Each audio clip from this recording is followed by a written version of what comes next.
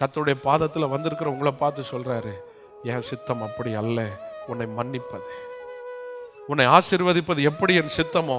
எப்ராஹிமே, உன் கழுத்தை நெரிப்பது அல்ல, உன் கழுத்தின் மேல் இருக்கிற அந்த பாவம் என்கிற நுகத்தை முறிப்பது என்னுடைய சித்தம். நீ கன்ஃபியூஸ் ஆகாதே. கர்த்தர் கைவிட்டார் என்று சொல்லாதே. நான் உன்னை கைவிடல, உன்னை பட்சமாய் நடத்துகிறேன். உன் கரத்தை நான் பிடித்திருப்பது உன்னை ஆழத்தில் தள்ளி அமிழ்த்து போட அல்ல, உன்னை குணமாக்குவதற்காக, உன்னை குணமாக்குவதற்காக, உன் பாவத்தை மன்னிப்பதற்காக. உங்கள் மேல் கல்லெறிய ஆயத்தமாய் இருக்கிற சகல கூட்டத்தையும், ஒரு வழியாய் வந்தவர்களை கர்த்தர் 7 வழியாய் ஓட செய்ய போகிறார்.